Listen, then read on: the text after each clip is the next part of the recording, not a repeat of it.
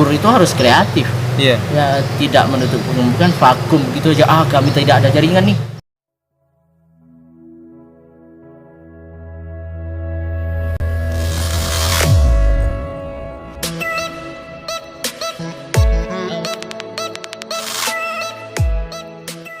Abang ini ngajar ya? Ngajar. Alhamdulillah Ngajar. ngajar. Udah jalan 4 tahun saya ngajar. Oh, udah 4 tahun lumayan ya. Berarti sambil kuliah Sambil ngajar juga di pondok. ngajar. Luar biasa. Kalau di situ apa itu? Mata pelajaran apa ya? Mata pelajaran yang saya ampu dan saya pegang yaitu bahasa Arab dan bahasa Inggris. Khususnya. Bahasa Arab dan bahasa Inggris. Ya, full time. Ya, full time. Itu jadi selain hari kuliah lah gitu. Kecuali hari Jumat, Sabtu, Minggu. Itu hari kuliah itu waktu free saya. Oh, selain waktu kuliah. Ya. Jumat, Sabtu, Minggu. Itu sampai malam apa cuman ada beberapa jam aja gitu? Ya, pada jam pelajaran saya kalau untuk waktu formalnya di MTS itu dari jam 7 pas sampai jam 12 sebelum masuk waktu zuhur. 12 zuhur. Dan untuk malamnya siangnya disambung jam 1.30 sampai jam 2 dan malamnya dilanjutkan lagi jam 8 sampai jam 9 dan dilanjutkan jam 9 sampai ke jam 10. Jam 10. Ya, waktu Berarti jamnya itu lumayan padat juga di ya, sini. alhamdulillah lumayan padat. Gimana metode pembelajaran itu menggunakan strategi tim game turnamen. Tim game turnamen itu Iya. saya kurang paham juga tim turnamen itu. Itu macam mana tuh? Maksudnya kayak mana tuh tim game turnamen? Sebuah permainan di dalam pembelajaran itu ada sebuah permainan selingan di dalam itu, tapi di dalamnya metode itu atau strategi itu sendiri dia memiliki satu penarikan kepada siswa kita. Bagaimana mereka minat dalam belajar fikih gitu, seperti diskusi seperti ada diskusi. tapi di situ berbentuk sebuah permainan tim gitu. Belajar secara kelompok gitu. Oh, sudah itu memang sejak lama diterapkan atau masih baru gitu? Baru-baru ini baru diterapkan. Sudah ada perkembangan gitu. Alhamdulillah. Semenjak kalau kita lihat dari sebelum diterapkan metode itu, kemudian sampai sekarang ini setelah diterapkan metode tersebut, apakah ada perubahan yang cukup besar atau bagaimana itu? Ya, perubahannya sangat signifikan kepada mental siswa, terutamanya mental dan psikologi siswa itu ya makin bersemangat dia dengan motivasi dirinya sendiri. Ya, dalam psikologi siswa itu ada pengaruh yang luar biasa. Karena apa? Dia minat belajarnya itu makin kuat, ingin mengetahui bagaimana sih pembelajaran fikih itu, apakah menerangkan tentang apa-apa saja di dalam fikih itu. Itu jadi penasaran itu tiba dan insya Allah akan mengacu ke kurikulum kita ke-13 yaitu bersumberkan siswa yang banyak berbuat seperti itu. Ada perilaku-perilaku yang anak yang kurang ajar itu susah diatur, itu kayak mana ngaturnya? Ya, kita itu kan kalau dipukul atau dijewer atau apa kan itu sudah melanggar undang-undang itu, ada aturannya. Jadi bagaimana itu? Kami sebagai guru untuk menangani hal itu ya cukup dengan memberikan pengertian, ditegur anaknya cukup, bukan kita kan sudah pakai mulut kan, nggak bisa pakai mulut ya, kita cukup dengan perkataan kita, nasihat kita sudah, semuanya sudah. Tergantung pada siswanya itu tetap juga membangkang, ya malah kita berikan aja dispensasi atau ya berbentuk skor atau apa seperti itu, sebuah teguran keras untuknya, tapi tidak sampai menyentuh siswa itu tersendiri, karena takutnya nanti di situ malah ya menimbulkan hal-hal yang tidak diinginkan, malah melanggar yang namanya hak anak kan. Iya, betul. Kalau kita perhatikan kan memang banyak sekali kasus-kasus yang mana orang tua mendatangi gurunya karena mengetahui anaknya melapor kepada orang tuanya telah dipukul oleh gurunya, telah dicubit karena tidak melaksanakan tugas dan sebagainya. Itu kan perlu menjadi masalah bagi guru-guru saat ini. Itu bagaimana tuh? Kadang apa ya, salah paham gitu antara guru dengan orang tua. Jadi bagaimana Bang Sarip menyikapi itu? Ya, menyikapi hal seperti itu, anak-anak yang bermental seperti itu, Iya. kita punya tonggak yang dimana perkataan guru itu sebuah acuan bagi anak, bagaimana anak itu mendidik mental mereka. Iya. Ya, kalau di pesantren itu memakai yang namanya soft skill. Iya. Ya, soft skill itu contoh dia masalahnya nggak mau belajar gitu kan. Iya, betul. Kita suruh ya berkenaan dengan pembelajaran apa seperti itu kan. Hmm. Misalnya matematika, suruh dia menghafal rumus sebanyak-banyak mungkin, atau memberikan tugas yang banyak, malah untuk Memberatkan. iya, memberatkan mereka Sehingga malas, timbul malas, bosan itu, dan dia otomatis tanpa itu dengan rasa tanggung jawab mereka berbuat nantinya di situ. Iya. Dan tidak mengulangi lagi, nanti kalau saya berbuat lagi berarti saya ditambah lagi tugasnya nanti. Iya. Nah, itu sama sekali tidak mengganggu yang namanya psikologi siswa. Iya, gitu. Kejiwaan siswa itu tidak akan terganggu seperti itu. Dan kami menyikapinya ya seperti itulah. Ada siswa yang sensitif Iya, betul. kepada hatinya kan. Kalau dibilang sedikit dibentak, Iya. atau di apapun itu, dia malah makin down dia nanti. Iya. Seperti itu. Bahkan ada yang sampai melawan gurunya gitu. Iya, kami tidak menggunakan sistem kekerasan seperti itu. Iya. Pernah juga saya dengar bahwa ada guru karena anak ini membangkang. Jadi setelah diberikan informasi bahwa pada hari yang ditentukan akan diadakan pemotongan rambut gitu. Iya. Tetapi pada hari tersebut siswa belum memotong rambutnya masih panjang. Dikasih tahu pun ia tidak mau mendengarkan. Pada saat itu gurunya memotong rambutnya, dilihat dari kasus itu. Setelah pulang guru tersebut, guru itu dikejarnya menggunakan sepeda motor gitu, dikejar dari belakang. Itu kan suatu masalah, kayak ada dendam atau apa gitu terhadap guru. Itu menurut Mas Sarip bagaimana tuh? Oke, kalau menurut kami sebagai guru itu bukanlah masalah, Iya. tapi itu adalah disebut dengan berarti yang perlu kita tanyakan kepada orang tuanya langsung, Orang tuanya. atau wali yang bersangkutan kepada siswa tersebut. Iya. Nah, karena apa? Tingkat kepahaman orang tua kepada anaknya, oke, di rumah dia baik, di Iya. rumah dia taat, di sekolah dia malah membangkang. Betul. Atau bahkan walaupun dipotong rambut bukan menyentuh pada bagian sensitif siswa. Iya. Ya, ditegur dengan teguran rambutnya panjang, besok dipotong, tapi dia tidak memotong, malah mengejar gurunya. Pas dipotong, peringatan pertama tidak dihiraukan, peringatan kedua tidak juga dihiraukan. Ya sudah, kita buat yang namanya ya potong rambut sendiri kan. Iya. Potong rambut ya untuk siswa gitu, khusus untuk siswa. Ya, guru bagian kesiswaan biasanya itu Iya. kan, ya memotong rambut seperti itu. Ya, kami menyikapinya seperti itu juga.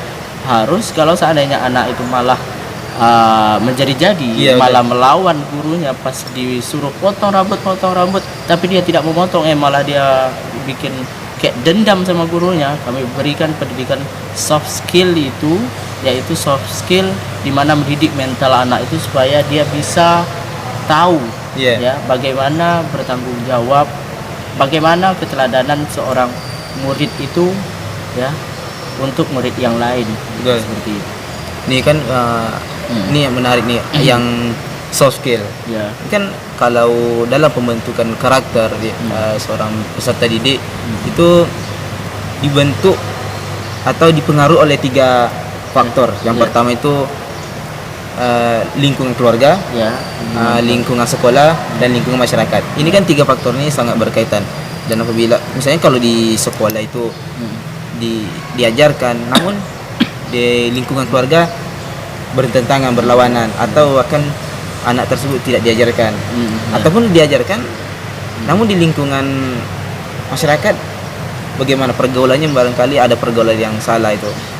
Ini kan tentu kan yang namanya sekolah itu tidak 100% bisa menentukan lingkungan peserta didik. Karena kan ya di sekolah hanya beberapa persen saja kan. Itu bagaimana tuh?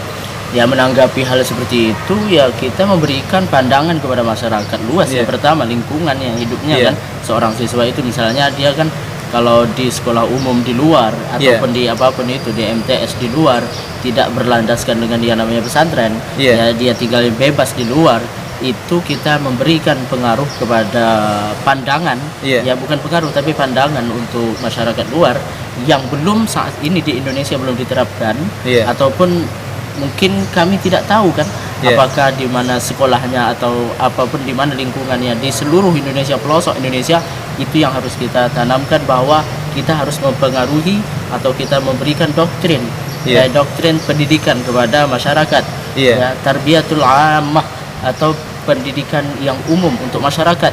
Bagaimana menyikapi siswa ini dia sekolahnya di sini tapi dia di lingkungan itunya bagaimana supaya bisa bergaul dengan orang-orang yang baik atau Betul. orang-orang yang bisa mengerti tentang pendidikan seperti itu. Iya. Ya, itu salah satunya kalau di lingkungan masyarakat ataupun kalau di lingkungan keluarga di ranah kecil. Iya. Ya di lingkungan keluarga itu kita tekankan kepada orang tua. Ya, Orang tuanya. kedua orang tuanya kita bagaimana kita menyikapi orang tuanya itu untuk bisa menegur anaknya. Iya. Nah, bahkan memberikan perhatian lebih kepada anaknya, bagaimana bisa bukan berarti memberikan perhatian lebih, bukan berarti memanjakan anak, Iya. tidak, tapi dengan teguran-teguran untuk anak supaya anak itu bisa berubah nantinya. Bagaimana pandangan orang tua? Apakah dia orang tua hanya disibukkan dengan pekerjaan? Tidak, tapi anak itu prioritas utama dalam keluarga. Saya tegaskan seperti itu saja pandangan saya saya untuk ya keluarga atau masyarakat luas kita Indonesia ini, terutama dan seluruh dunia seperti itu. Kalau dalam lingkungan keluarga nih kan, kadang kalau kita perhatikan ada orang tua yang memanjakan anaknya, sehingga karena dia sibuk dengan pekerjaan, kemudian anaknya dimanjakan. Nah, ketika di sekolah, ia mendengar anaknya diperlakukan tidak baik, ada yang diperlakukan keras terhadap gurunya, sehingga orang tua ini muncul salah paham pada gurunya. Nah, jadi sebagai seorang guru tuh ketika pernah tak menghadapi masalah seperti itu? Iya, banyak. Jadi gimana tuh? Saya tidak menjaga kode etik ya. Iya. Menjaga kode etik seorang guru itu bagaimana kita menyikapi. Saya tidak akan menyebutkan Iya. orangnya siapa ya. Saya pernah mengalami sendiri. Pernah mengalami. Bagaimana orang tua itu datang ke saya, ya tidak terima anaknya digitukan, hanya teguran. Iya. Ya, teguran bentakan sedikit, bukan berarti bentakan untuk itu, bentakan untuk menasehati dia Iya, gimana untuk bisa berubah. Ya sikap anak itu kan berbeda-beda, ada yang keras, ada yang lembut, ada yang ya biasa saja, tapi dan tampangnya biasa-biasa saja, tapi dia melawan malah kan. Iya. Seperti itu ya. Saya sendiri, pengalaman saya sendiri seperti itu, yang dituju sama orang tua, guru saya sendiri ya sebagai guru dituju sama orang tua, saya biasa saja dan saya kasih pengertian kepada orang tua. Anak, tanyakan kepada anaknya, Iya. siapa yang salah, saya atau dia. Kami sebagai guru tidak akan menegur. Karena apa? Kan sudah dikatakan bahwa pendidikan dimanapun di seluruh pelosok dunia ini, ya itu dia mendidik, membina untuk siswanya menjadi orang Iya, udah. yang memanusiakan manusia. Iya. Tidak mungkin kami manusia kami buat seperti, maaf bahasa kasarnya, binatang Iya, atau hewan seperti itu, tidak. Tapi kami memberikan pengertian itulah. Saya memberikan pengertian seperti itu. Anak kalau ini kan orang tua keduanya siapa? Ya, Orang guru, tuanya itu guru ya, guru di sekolah. Kalau otomatis kalau nggak terima atau malah orang tua memperlakukan anaknya seperti misalnya dimanjakan di rumah, kami bisa memanjakan siswa. Iya. Bisa kami memanjakan dengan apa? Cara kami sendiri. Atau mengeraskan siswa itu bukan berarti memukul atau apa segala macam, tidak. Diskriminasi itu kan dilarang. Iya. Tapi itu kita membuat yang namanya membangun mental siswa itu bagaimana bisa terdidik nantinya seperti itu. Apalagi kepada wali santri atau wali siswa itu sendiri. Iya. Orang tua siswa itu sendiri mengetahui bagaimana sih caranya untuk memahami anak dan memahami guru di sekolah. Iya, Seperti itu. Peran kami sama peran orang tua itu sama, mendidik dan membina siswa-siswa kita. Jadi kan memang kan ini Ya. kalau kita perhatikan kan di pendidikan di Indonesia ini tidak hanya satu agama, Ya. dalam banyak sekali agama-agama lain. Kemudian kalau ini kan kalau kita bicara di sekolah umum, Ya. sekolah umum yaitu ada namanya pendidikan yang mana pendidikan itu multikultural. Ya, multikultural. Multikultural. Itu bagaimana tuh supaya meratakan pendidikan tersebut? Misalkan ada yang diajarkan ini agama lain, agama macam-macam lah agama di dalam sekolah tersebut, siswanya macam-macam yang menganut agama. Itu bagaimana tuh? Oke, tergantung Dalam bagi- pendidikan, ya, pendidikan itu tergantung pada gurunya. Tergantung. Ya. Seakan-akan seperti ini. Kita ibaratkan guru itu adalah orang yang sudah terdidik Iya, dan akan mendidik. Iya. Berarti dia sudah siap dipimpin dan siap memimpin nantinya ke depannya. Ya, mental guru itu harus disiapkan, dan pendidikan guru apapun jurusannya nantinya Iya. di situ ya harus terbina. iya, Kenapa? Guru yang tidak sesuai dengan porsinya, ibarat makannya hanya satu piring tapi dikasih 2 piring atau 2 porsi, Iya. itu kan tidak, ya malah bertentangan dengan guru tersebut. Jadi kami berharap sebagai guru itu ya dengan ada pendidikan yang namanya khusus guru, ya. Orang yang berijazah lulusan S1, lulusan S2 menjadi guru, belum tentu dia bisa menjadi seorang guru. Iya, Kenapa? betul. Kenapa? Kita basic kita seorang guru itu harus ditanamkan sejak awal. Iya. Sejak awal. Dari awal saya belajar yang namanya tarbiyah amaliyah ataupun tarbiyah di mana kita asal pendidikan itu gimana. Menjadi seorang guru itu apa sih? Nah, kan Iya. bertanya-tanya sekarang orang Indonesia bertanya guru itu apa sih? Baik itu gurunya Kristen, Iya. guru berbagai macam multikultural yang ada di Indonesia ini, ya. Ya, satu titiknya kuncinya itu satu, pendidikannya apa? Ya, pendidikan apa? Iya. Dan mengatasinya itu harus tahu. Guru itu sebagai apa? Tugasnya sebagai apa? Tanggung Iya. jawabnya sebagai apa? Kan otomatis kita tahu, dan nanti di situ akan nampak pertanggungjawabannya sebagai seorang guru.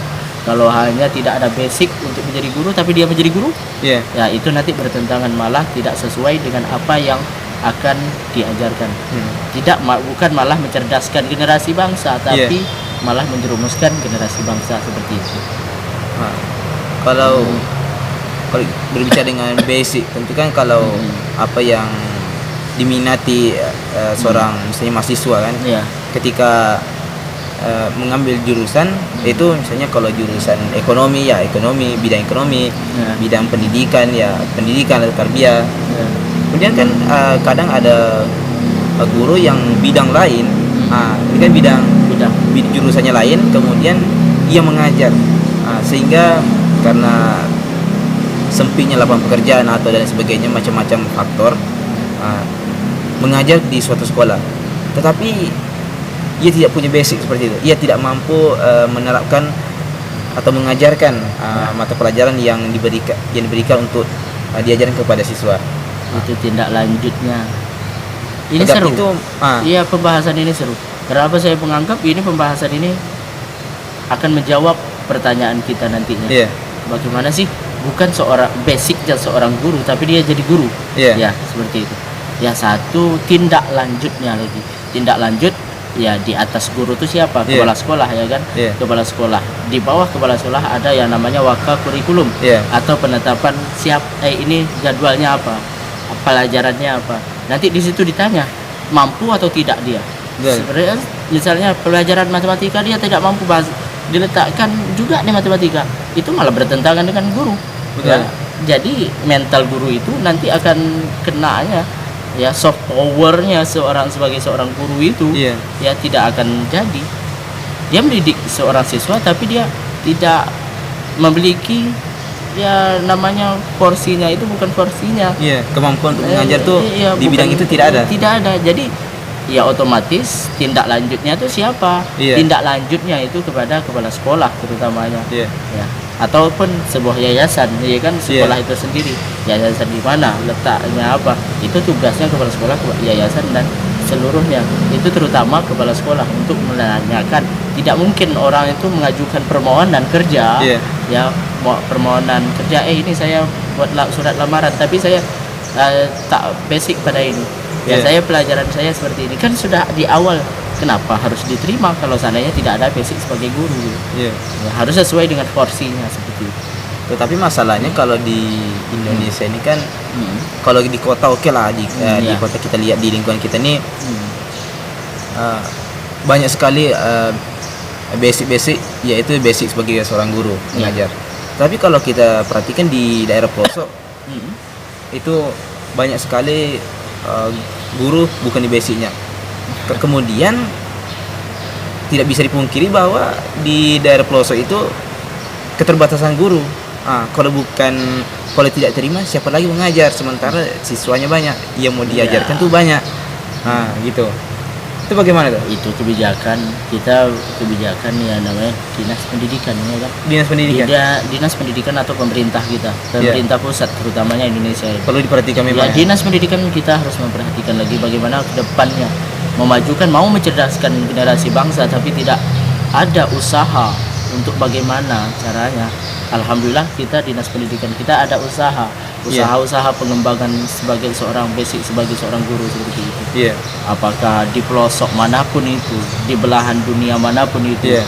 harus ada yang namanya, kalau tugas negara itu tugas guru mencerdaskan anak bangsa, Iya. mau anak bangsanya, pemerintah terutamanya pemerintah pusat mau yang namanya generasi itu cerdas, Iya. ya mau dicerdaskan oleh seorang guru, ya harus bisa mencari dan terutamanya ya usaha gimana mendapatkan seorang guru tersebut. Iya. Karena apa, kalau tidak ada yang seperti itu ya tadi saya bilang tadi tidak akan jadi pendidikan di Indonesia seperti itu dan seluruhnya. Tapi kan di sini kan pemerintah sudah memberikan fasilitas. Oke lah, memberikan fasilitas. Kemudian dinas pendidikan juga sudah memberikan sudah ada tindakan-tindakan kepada di pelosok-pelosok. Cuman masalahnya terkadang yang kalau kita perhatikan pemerintah sudah memindahkan guru-guru di sekolah, ada pertukaran guru Iya, atau pertukaran dipindahkan guru, di guru daerah perkotaan dipindahkan ke pelosok desa. Atau untuk mengambil PNS di sekolah ini, sekolah yang terkecil. Tapi masalahnya ketika guru tersebut sudah mendapatkan gaji yang tinggi, sudah mendapat tunjangan atau penghasilan, kemudian dia pindahlah ke kota, dia meninggalkan sekolah sehingga sekolah Itu terbengkalai. terbengkalai. Gurunya kekurangan tenaga pendidik.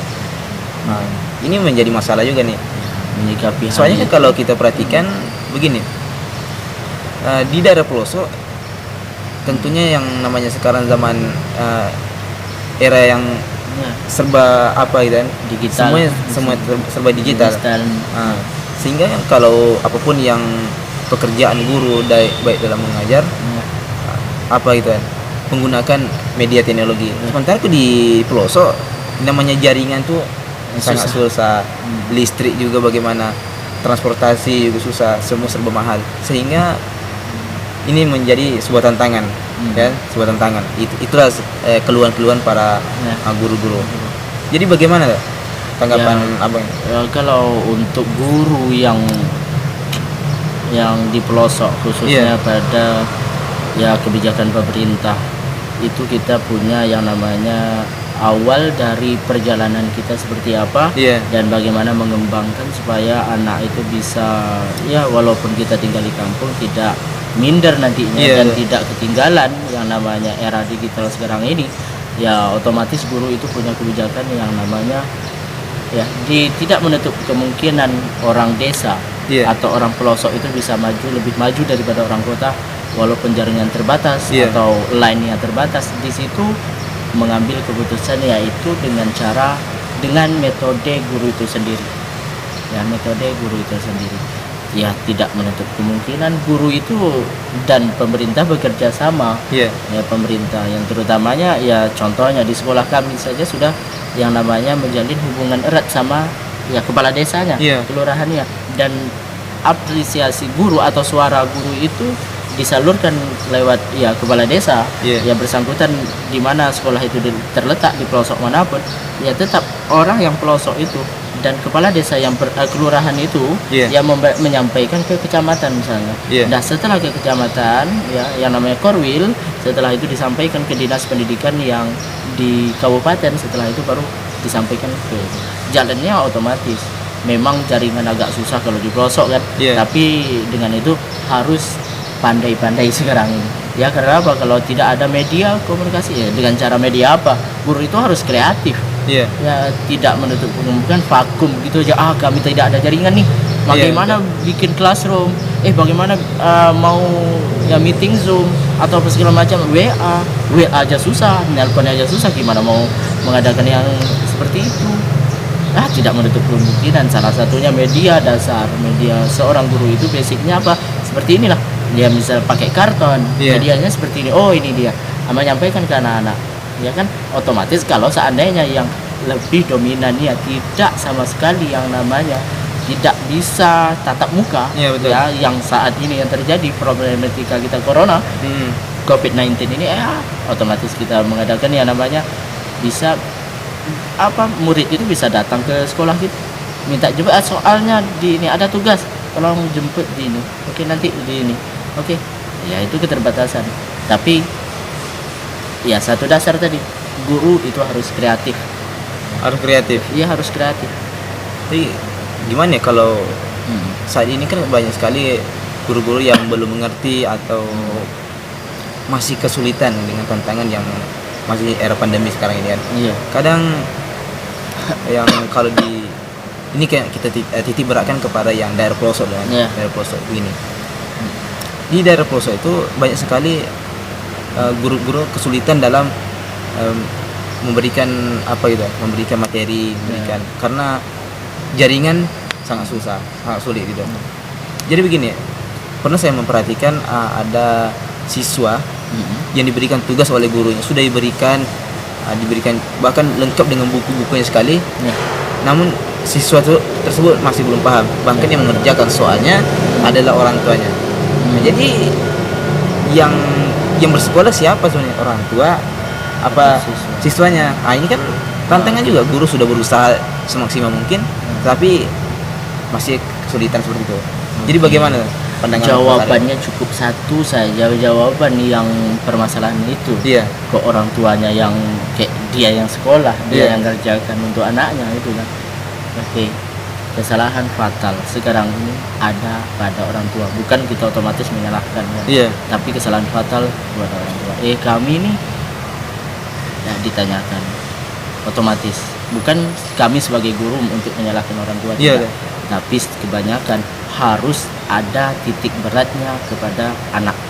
Iya. Kenapa? Mau bagaimana kita memberikan pengertian. Saya memberikan pengertian kepada orang tua seluruh Indonesia dan dimanapun antum berada, harus punya toleransi sama anak boleh. Iya. Toleransi sama anak boleh. Tapi kalau masalah pendidikan, Iya. titik beratnya adalah anak. Kenapa harus orang tua? Seperti itu. Biarkan anak menangis darah. Kalau ibarat bahasa kasarnya, menangis darah pun anak memohon untuk orang tuanya membantu. Ya cukup dengan caranya gitu aja. Tapi tidak ikut dalam mengikut sertakan mengerjakannya. Itu yang salah sekarang. Tapi kalau diperhatikan gini, siswa itu tidak paham. Tidak karena guru di sekolah tidak bisa menjelaskan secara lengkap karena dia dibatasi oleh karena masa pandemi ini. Jadi begini, jadi ketika dikasih soal, diberikan soal tersebut seperti yang saya sampaikan tadi kan gini, guru tidak bisa menjelaskan lebih rinci, diberikanlah soal-soal lengkap dengan bukunya. Kemudian siswa ini tidak paham, tidak mengerti soal tersebut, tidak bisa mengerti rumusnya bagaimana dan lain sebagainya. Itu tentu kan orang tuanya yang ikut campur gitu. Itu bagaimana? Alternatif itu ada punya alternatif lain. Guru tidak hanya satu jalan. Pernah kita disampaikan sama dosen kita terutama dimana kita punya guru itu harus punya alternatif. Tidak ada yang namanya seorang guru Iya. Ya, kecuali guru yang belum mengetahui hal ini. Ya, sebagai seorang guru itu harus punya alternatif bagaimana tanpa dia tatap muka seperti ini sekarang, keadaan seperti ini sekarang, bisa menjelaskan tanpa tatap muka walaupun tidak melalui media yang di pelosok-pelosok tersebut. Ya, masalahnya itu harus punya alternatif lain, misalnya memfotokopikan ya lembar materi dulu baru dikasihkan soal. Nggak ada yang namanya seorang guru itu memberikan pertanyaan atau tugas kepada siswa tapi belum diajarkan. Itu ya saya sendiri sebagai guru, saya tidak terima seperti itu. Kenapa? Ya malah menjatuhkan kodrat seorang guru. Kenapa? Guru itu mengajar dulu baru dikasih tugas, kepercayaan. Contohnya kalau kita nggak ada, maksudnya maaf, nggak ada misalnya gelar sarjana kita, gelar itu nggak mungkin menjadi seorang guru, ya kan? Iya. Kenapa? Dia punya, ya harus diajari dulu. Betul. Diajari dulu baru dikasih tugas. Tapi kalau seandainya guru itu memberikan tugas tapi dia tidak memberikan materi dulu, alternatif lain itu pun saya setuju sekarang. Harus ada alternatif lain. Ya, alternatif lain lah. Tak mungkin orang tuanya mengerjakan. Itu berarti sama juga guru mau bukan anaknya, siswanya yang belajar dan malah orang tuanya yang belajar. Kenapa tidak ada sama sekali yang itu? Dan jalan alternatif lain pun itu bisa dilakukan orang tua kalau dia mampu, orang tua yang mampu gitu kan. Seandainya mampu, dia yang malah mengerjakan tadi kan soalnya, dia malah mengerjakan soal anaknya. Ya seharusnya bukan dia mengerjakan tapi dia menjelaskan kepada anaknya. Seharusnya seperti itu, bukan malah dia mengerjakan. Kalau seandainya dia berkemungkinan seperti itu atau berkemampuan seperti itu. Tapi kebanyakan kita ketahui ada yang orang tua yang belum belum mengerti seperti itu. Ya, titik lurusnya kepada guru seluruh Indonesia itu harus memberikan alternatif pembelajaran. Kayak gimana sih anak tuh bisa mengerjakan tugas tapi dia belum diajarkan, belum dijelaskan sama sekali. Kayak gimana anak mau mengerjakan? Ya otomatis kesalahannya terdeteksi atau virusnya itu pada siapa? Virusnya kepada guru tersebut. Karena apa? Seorang guru memberikan tugas yang saya bilang tadi harus cerdas dalam bagaimana menyikapi seperti itu. Walaupun dibatasi dengan apapun. Ya tidak itu yang saya bilang tadi, kalau kesalahannya itu saya menyalahkan seorang guru. Kenapa? Kok bisa-bisanya orang tua yang mengerjakan? Ya. Alternatif seorang guru itu apa? Betul. Ya. Tugas diberi tapi belum diajar. Itu kesalahan fatal sebagai seorang guru. Ya. Harus dikasih punya alternatif baru untuk bagaimana anak itu paham dan mengerjakan seperti itu. Tugas-tugasnya.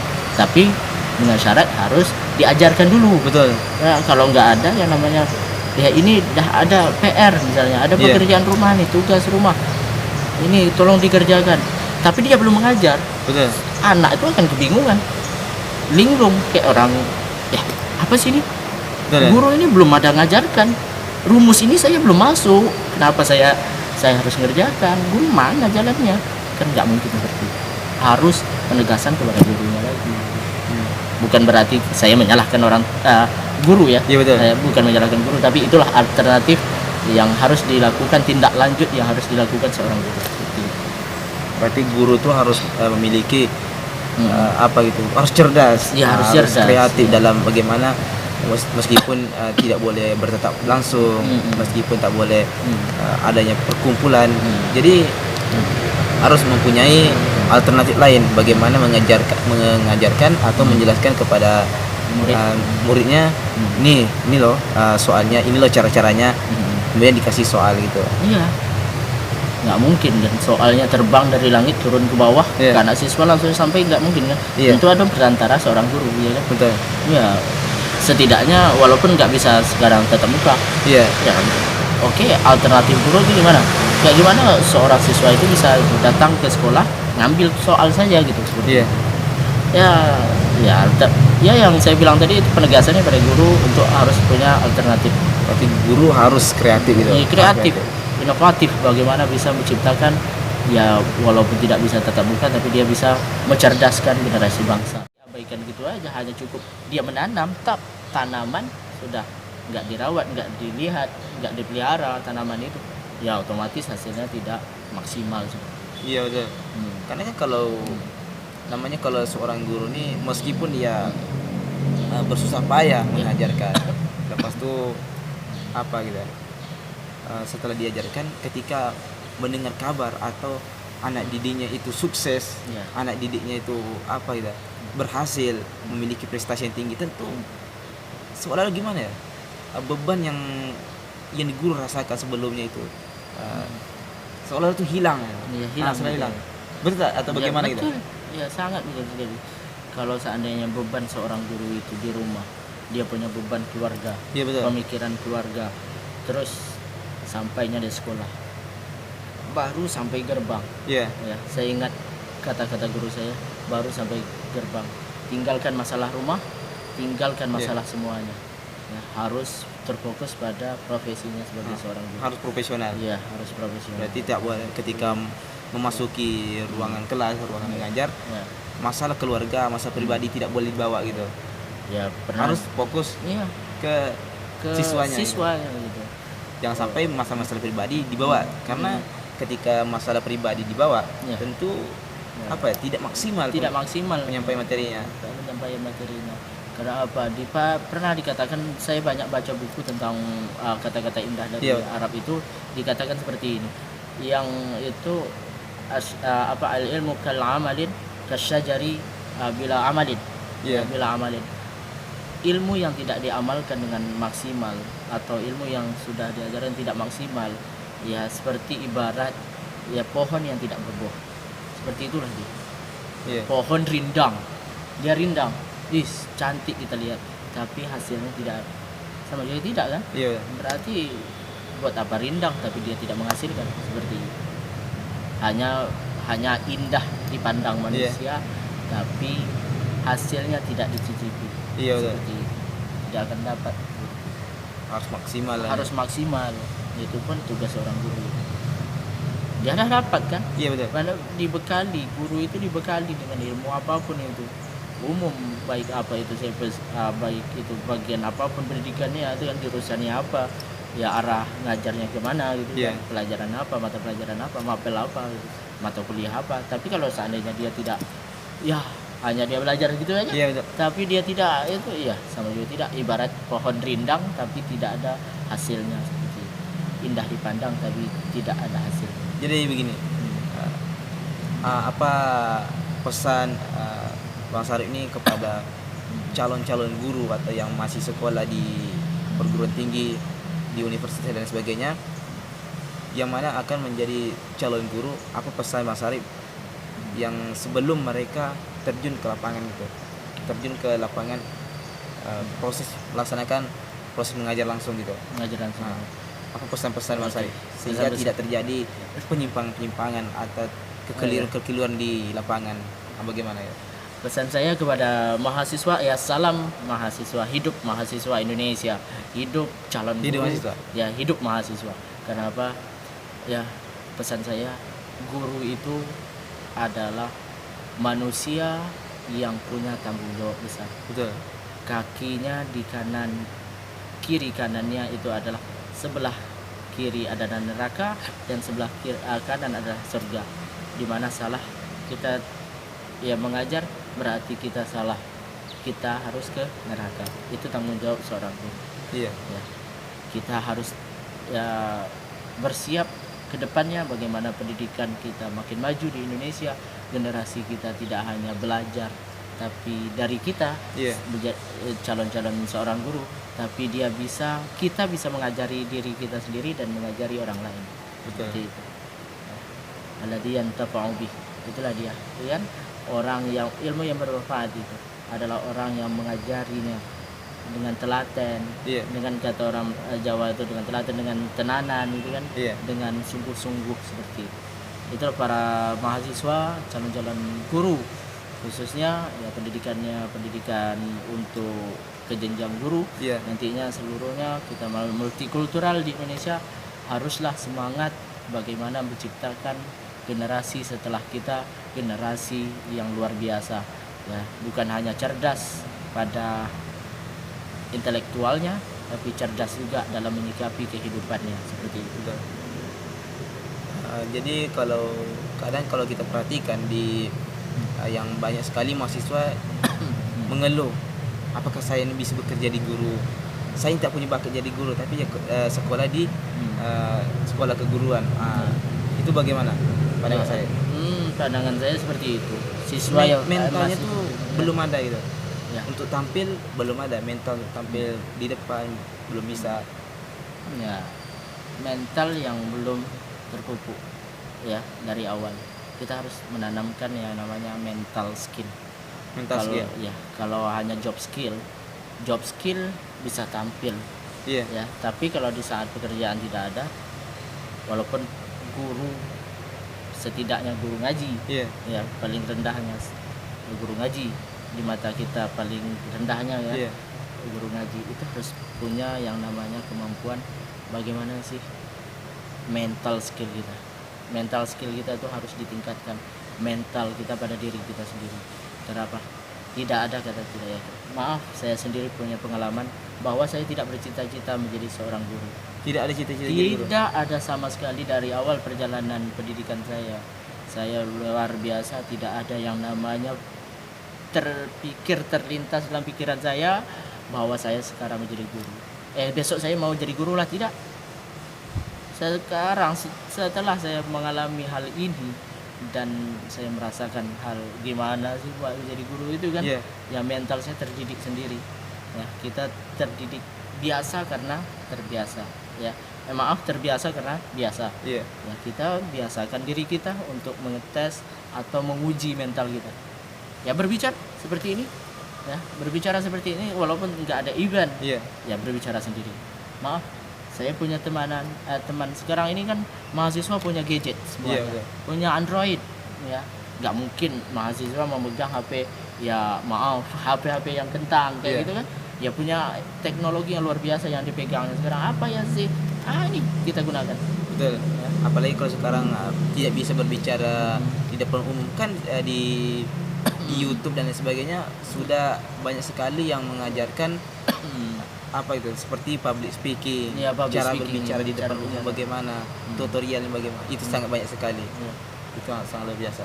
sangat luar biasa. Yang penting seorang mahasiswa atau calon-calon guru harus cerdas bagaimana memanfaatkan media yang sudah ada, sudah tersedia. Apalagi saat ini pemerintah sudah menyediakan fasilitas, tinggal kita bagaimana memberikannya. Jangan tanyakan apa yang pemerintah berikan kepada kita, apa yang negara berikan kepada kita, tapi tanyakanlah apa yang kita bisa berikan kepada negara. Oke, itu luar biasa. Saya setuju, sangat setuju, dan saya termotivasi dengan kata-kata Bang Azwar tadi. Seperti itu, ya. Jangan Bukan tanyakan, kita yang memberikan. ya. Maksudnya apa Jangan- yang telah orang berikan kepada kita, tidak. Tapi tanyakan pada diri kita apa yang sudah kita berikan kepada pemerintah kita, Iya, betul. terutama negara kita. Hubbul watan minal iman. Itu kunci orang Islam. Tapi kalau kami beragama yang lain seperti Iya. itu, gimana pandangan antum untuk kedepannya memajukan ya generasi kedepannya? Iya. Seperti itu. Sangat luar biasa. Terima kasih. Eh, Sekian pertemuan kita pada saat ini karena dibatasi oleh waktu, Oke. maka itulah pesan-pesan yang ada, penyampaian pesan-pesan yang disampaikan oleh Bang Sarip ini yang bisa memotivasi kita, yang mana bisa kita manfaatkan ke depannya untuk seluruh calon-calon guru supaya bisa memanfaatkan media, bagaimana cara mengajar, bagaimana apa masalah-masalah yang akan dihadapi di lapangan nantinya, kita bisa mengatasi, kita sudah punya alternatif untuk mengatasinya. Sekian, terima kasih. Saya Heri, wabillahi taufiq wal hidayah. Wassalamualaikum warahmatullahi wabarakatuh.